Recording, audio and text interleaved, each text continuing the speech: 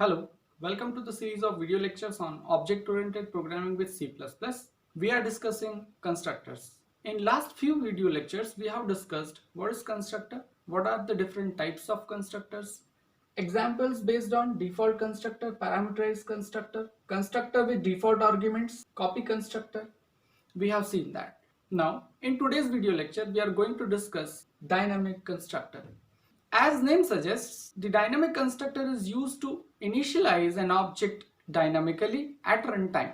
Normally, the dynamic constructor is used for those classes in which the members are with the variable length. For example, a name may be of 3 character, 5 character, 4 character or 10 characters. But whenever we want to store a variable length field in memory, we use a fixed length data structure with the help of strings. Whenever an object is initialized using normal constructors, then the fixed length of memory will be allocated for the variable length field which will be mentioned while defining the class. This fixed length allocated memory for the variable length fields may result wastage of memory. This wastage of memory can be reduced using dynamic constructor.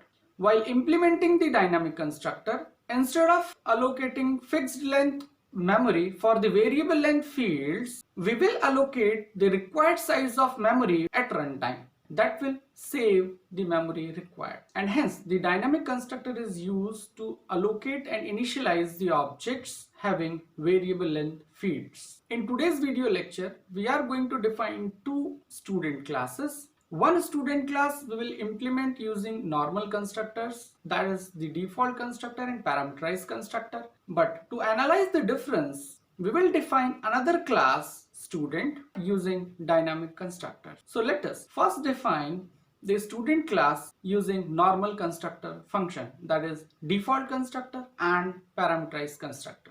We will define a student class with members as roll number, name, father's name and percentage. Two members, name and father's name, will be of variable length. Let us define the class student with private members as roll number.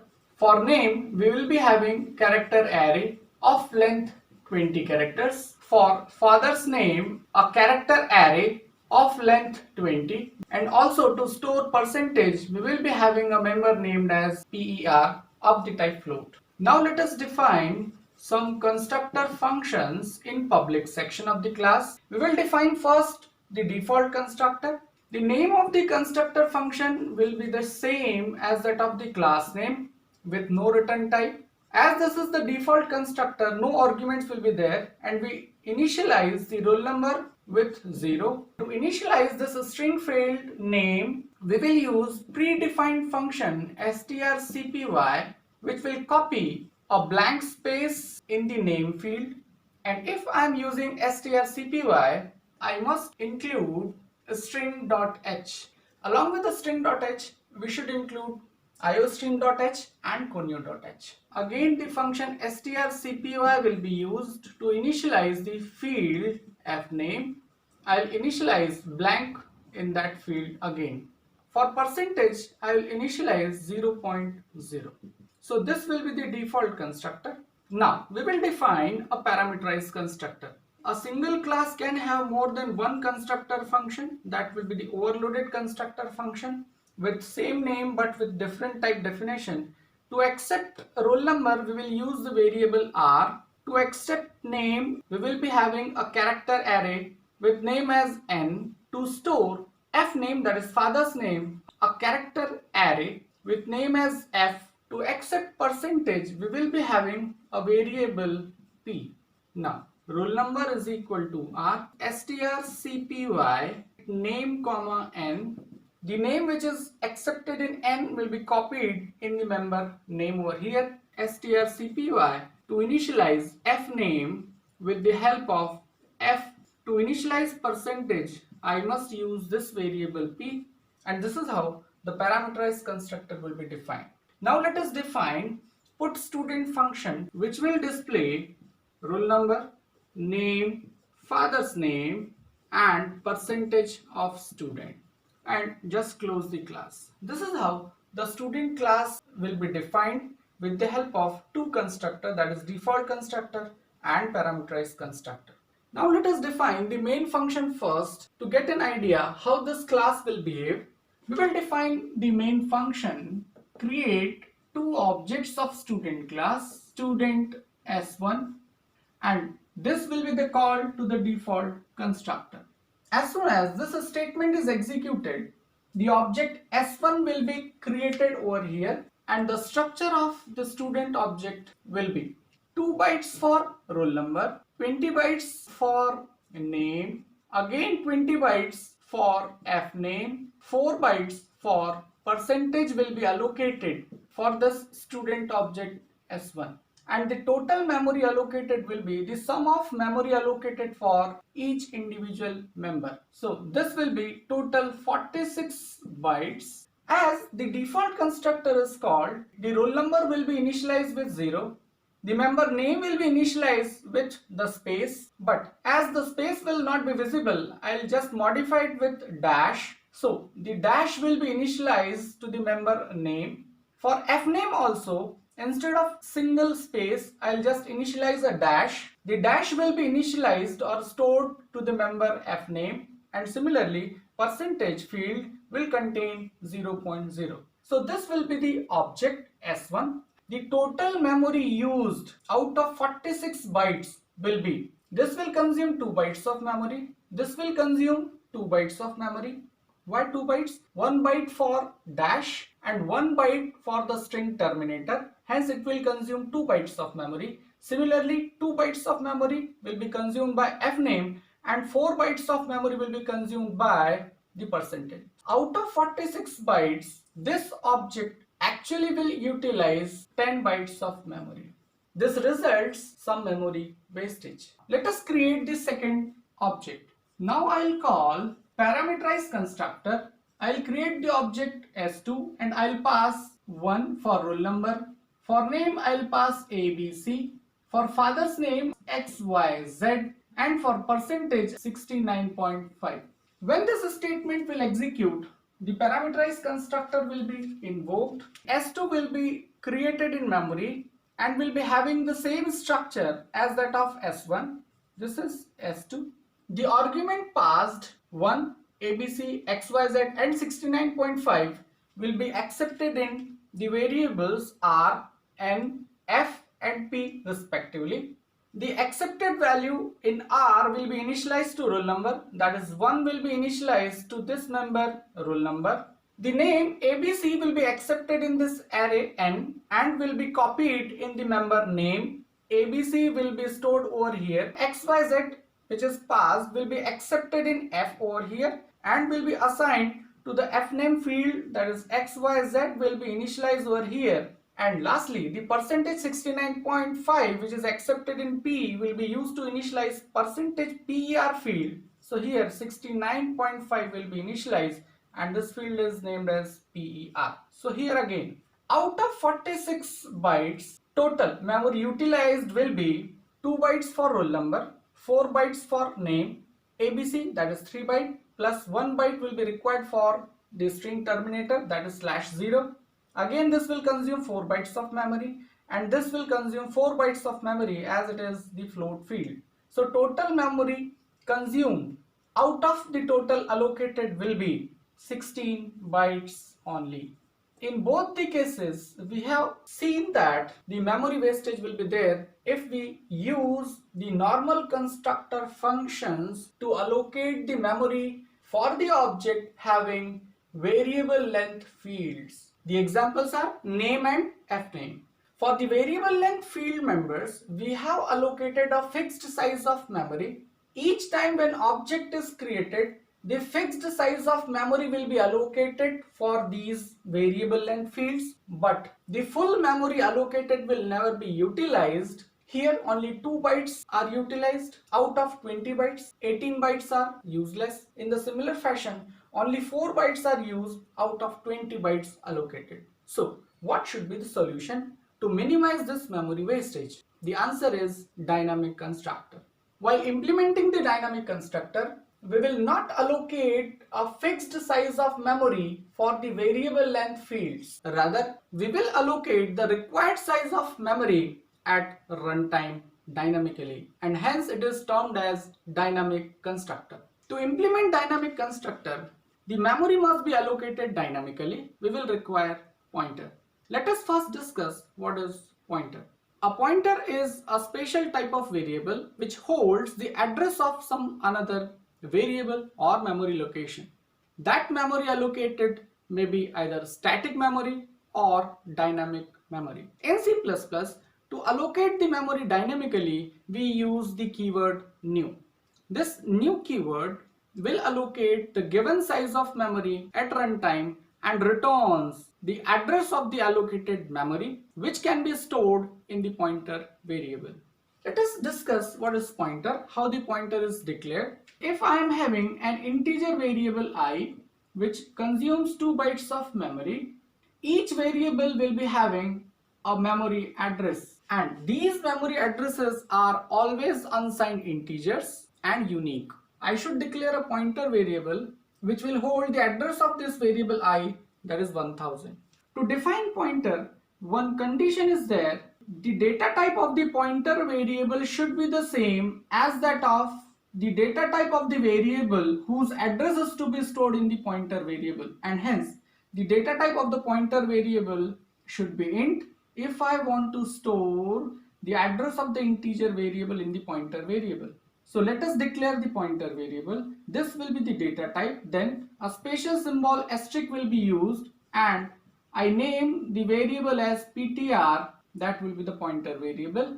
As we have just discussed that the address of any variable or memory will always be unsigned integer. This unsigned integer, when we try to store in a variable, then the memory required for that variable will be 2 bytes only, and hence this ptr will consume 2 bytes of memory only. To assign the address of this variable or memory location in this pointer variable, I must write an assignment statement like this. This operator is ampersand, or it is known as the address operator, will provide the address of variable I, and that will be stored in the variable ptr, and hence 1000 will be stored over here in this pointer variable. If this variable I contains a value 70, for example, then the value 70 will be stored in this variable. If a pointer variable holds the address of any variable or memory location, then using this pointer variable, I can access this variable. That is the power of pointer. For that, I must have to use the special operator asterisk again with the name of pointer. This will provide me the value which is stored in the variable whose address is stored in the pointer variable. The same value 70 we can obtain using variable I itself. So if I use I, it will provide me 70, and if I use asterisk ptr, again it will provide me 70, the same value, because this asterisk is termed as value at address operator. If I try to access this value or the content of this variable I using pointer variable, I should use this asterisk operator which says that value at address. Now just write the value of ptr. Now ptr contains 1000. If I read this statement, what will happen? Value at address 1000. Now address 1000 is this, and as addresses are always unique, I will be here at this memory location with the address is 1000, and the value 70 will be obtained, which is stored at the address location 1000, and this is how I get value 70. So this is the power of pointer, that we can access any memory location or variable with the help of pointer, provided the pointer holds the address of that variable or memory location. Similarly, if the variable is of the type float, then the pointer should be of the type float, because we have already discussed that the data type of the pointer variable should be the same as that of the variable whose address is to be stored in the pointer variable. So if the variable is of the type integer, the pointer should be of the type integer. If the variable is of the type float, then the pointer should be of the type float. Similarly, if the variable is of the type char, then the pointer should be of the type char. This is why, because using pointer variable, if I try to access this memory location, then the pointer must know how many number of bytes are to be accessed from the address location which is stored in the pointer variable. That is, this pointer variable must know how many number of bytes are to be accessed from the address which is stored in the pointer variable. Here I want to access 2 bytes of memory to access this whole variable I, and hence this pointer variable must have information of 2 bytes that is to be accessed from the starting address, and that information can be given using the same data type, and hence they should be same. Now this works for the arrays also. Why we are discussing arrays? Because we have used here the character array. So let us discuss how the pointer behaves for arrays. Let us define a character array str of size 20. Let's say this is the allocated memory for str. Here 20 bytes will be allocated. Let us assume that the base location of this array is 1000 again. Now, one theory regarding array is that the name of array contains or holds the base or starting address of array. If I say str, it will provide me the address or base address of this array, that is 1000. So the name of array behaves like a pointer which holds the base address of this array. Now, is it sufficient to store the base address of array only to access the whole array? The answer is yes. Why? Because the array is always created in contiguous memory fashion, and hence if I know the base address, I can access the full array because each element will be of the same size. If I know the base address, I can access the whole array. Now let us define the pointer to store or hold the address of this character array. So as we have discussed, the data type of the pointer variable should be the same as that of the variable or the memory allocated. So I have allocated a character pointer again, and now I can store the address of this array which will be stored in the name of array into the pointer variable ptr. Let's say this is the memory allocated for the pointer variable. What should be the size of this pointer variable? It should be of 2 bytes only. Why? Because it is going to hold the address location or address of this array, and as we know, the addresses are always unsigned integers, and hence this will require 2 bytes of storage. So this ptr will be again of 2 bytes, and using this statement, this will hold 1000. That is the address of this character array. Now using this ptr, I can access the whole array. If this string holds a string AB, then it will be terminated by the string terminator, that is \0. If I write asterisk ptr, then using value at address operator, it will provide me A, that is asterisk is value at address, ptr is holding 1000, that is the base address of this array. So as soon as I write asterisk ptr using asterisk, I will be here, that is value at address 1000, we will be here, we will get A. Now I want to access this B. For that, I have to increase this pointer by 1. For that, I'll use post increment operator, that is plus plus. This ptr plus plus will increase the ptr. Now, there is a rule. When the pointer is incremented by 1, it is incremented by its type. I have increased this character pointer variable. The character is of 1 byte, and hence the pointer will be incremented by 1 byte, and hence this ptr will contain 1001. And if I write asterisk ptr again, I'll get value at address ptr, that is value at address 1001, and value at address 1001 will be B. This is how we can access whole array. Now if I again write ptr plus plus, then we will reach to this termination. So this is how I can access the strings using pointers. We should also know how to allocate the memory dynamically at runtime. How the pointer can be used in that. If I want to allocate the memory dynamically in C++, the keyword new is used. For example, I want to allocate 10 bytes of memory of the type character at runtime dynamically. Then the new keyword will allocate the character type of memory it will return the address of the allocated memory, and hence we require a pointer. Obviously, that pointer should be of character type. First of all, I should define a character pointer variable, that is char asterisk ptr. To allocate 10 bytes of character memory, we have to use the keyword new, then type of memory to be allocated, and then the size of memory to be allocated. This is how we can use the new keyword to allocate the character type of memory of size 10. The new keyword will allocate 10 bytes of memory at some memory location, let's say 1000, and will return the address of the allocated memory that can be stored in the pointer variable ptr. This is how we can use the new keyword to allocate the required size of memory of the desired type as and when required. Now, if we want to release this memory or if we want to free this memory, then we can use the function delete and we can pass address of the allocated memory which is stored in the pointer variable ptr. When this statement will be executed, this will release the dynamically allocated memory like that. So this is how the keyword new and delete is used to manage or handle dynamic memory allocation. Now let us discuss how to write the dynamic constructor. Let us define the student class using dynamic constructor.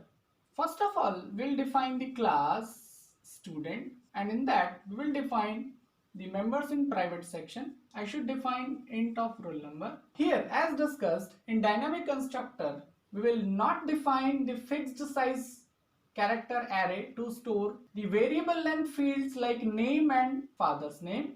Rather, we will just define the pointer variables to hold the address locations where the name and fname will be stored in the memory. So we will define the character pointer. Again, a character pointer will be there with the name as fname. For percentage, we will declare the normal variable, that is per. Here, important is name and fname are the variable length fields. We have defined a fixed size variable or array for that, which results the memory wastage. To minimize this, now we will use the dynamic constructor, and instead of defining the fixed length variable or array, we will define just two pointer variables. We will allocate the memory dynamically, and these pointer variables will just hold the addresses of the dynamically allocated memory. Now let us define the default constructor for the student class. In public section, I should write the name of the constructor function, that is the name of class without any return type, and then no arguments will be there. The roll number will be initialized with value as 0. In these pointer variables name and fname, we will store a null value which represents that this pointer variable will not point to any memory location. Then fname, again we will hold the null value, and for percentage we use 0.0 to initialize this member. For parameterized constructor, again the name of the constructor function will be the same as that of the class name with no return type, and now I'll require some argument to accept these values. I will use integer variable r to hold the roll number. This pointer variable n will point to the location where ABC will be stored. In similar fashion, I'll require another character pointer, let's say f, which will point to the memory location where XYZ will be stored, and then a float variable p to hold the percentage which is being passed from here. Now these arguments will be utilized to initialize the members roll number, name, fname and percentage. R will be utilized to initialize roll number. Now for dynamic constructor we must follow some steps. First step is get the length of memory to be allocated. Second step, allocate the memory dynamically using new keyword and hold the address of the allocated memory in the pointer variable. And third step is to assign the input value in the memory which is recently allocated whose address is stored in the pointer variable. These are three simple steps while implementing the dynamic constructor. Let us implement the first step, get the length of string for which we have to allocate the memory. I'll define a variable L to store the length, and I'll use the function strlen, and I'll pass this pointer n which actually is pointing to the string ABC. For this strlen, I must include string.h. So hash include string.h. Now, when this statement will be executed, we will get the length of the string which is pointed by the pointer n, that is ABC. L will contain 3. But to store ABC in a string, I must have to allocate 4 bytes of memory.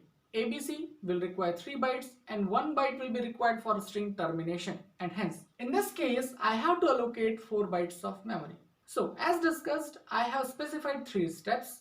This is the first step, we have completed that. Now the second step is allocate the required size of memory and then hold the address of allocation in the pointer variable. So let us allocate the memory dynamically using keyword new, and as I want to create or allocate character type of memory of the size L plus 1, as I have discussed already.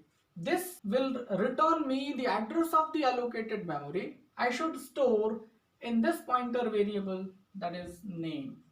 So this is the second step. Now we have to implement the third step, that suggests to copy the input string into the memory which is recently allocated, whose address is stored in name. And for that I have to write strcpy copy the data which is pointed by n into the memory location which is pointed by the pointer name. So these 3 steps are there to implement dynamic constructor. These 3 steps we have followed for the name field. The same 3 steps will be followed for the field fname also.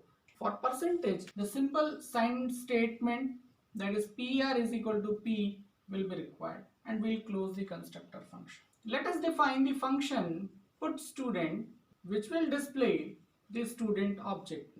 We will just display roll number, name, fname, and percentage using per. So this is how the student class will be defined, which uses the dynamic constructor.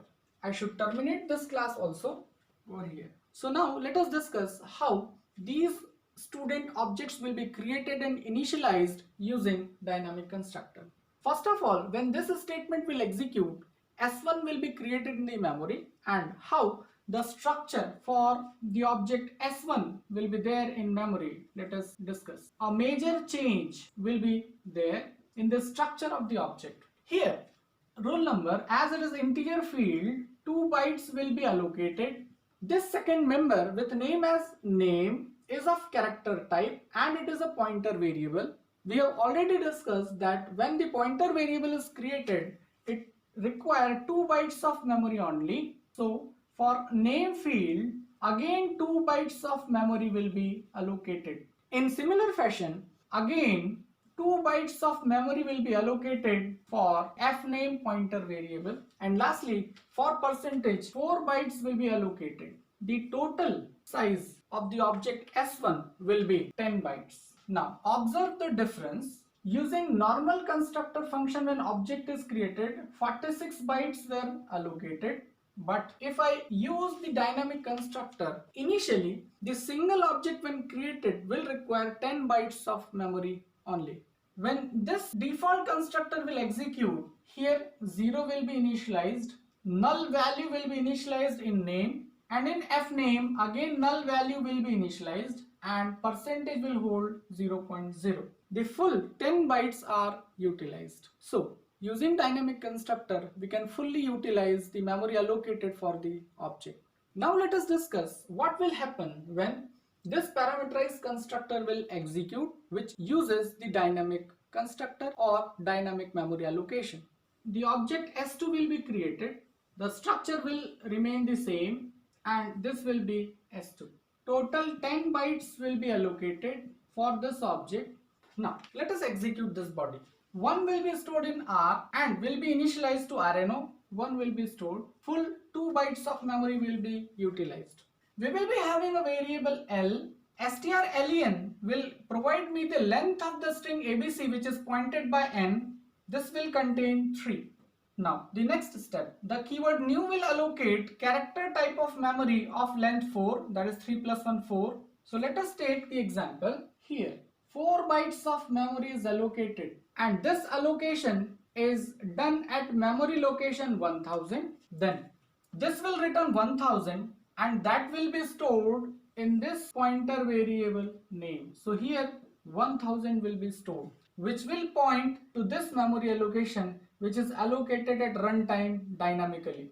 Now, this statement will copy this ABC that is pointed by n to the memory allocation or memory location which is pointed by this name pointer. This name pointer is pointing to this location, and hence that ABC which is pointed by n will be copied in this memory location which is pointed by name. So here it will assign ABC and a backslash of 0 will be stored at the 4th byte. Now I have to store XYZ in this field fname. I have to calculate the length required. XYZ which is pointed by the pointer variable f. This will provide me the length as 3.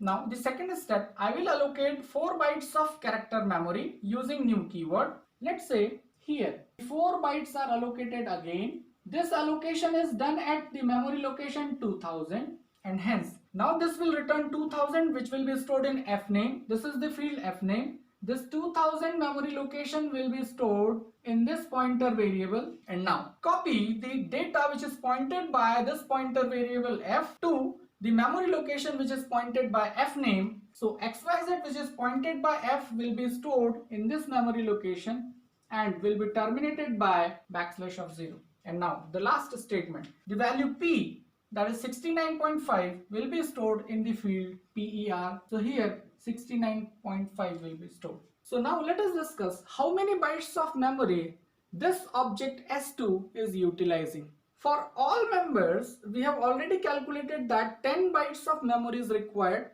Additionally, we have allocated 4 plus 4, that is 8 bytes of memory, which will be added to this. So total 18 bytes will be allocated and used fully. No memory wastage will be there, and that is the advantage why we use the dynamic constructor. Using dynamic constructor, we allocate the required size of memory only for the variable length fields, which reduces the memory wastage. Full allocated memory can be utilized using dynamic constructor. So as compared to this 46 bytes of memory allocation each time when the object is created, we using dynamic constructor will allocate the required size of memory only. We'll fully utilize it, and we can also release this memory. We will see this in destructor in next video lecture, how this dynamically allocated memory can be released so that the memory can be utilized efficiently. Now let us call putStudent function to display the student object S1 as well the student object S2, and just close the main function. Now for both the student classes, the main function will remain the same. First of all, you should write this student class and then main function. In another program, just write this student class, and for that use same main function to check how the dynamic constructor works. So this is all about the dynamic constructor. In next video lecture, we will discuss destructor. Till then, keep watching. Please do like, share and comment. Subscribe my video channel. Don't forget to press the bell icon. Thank you.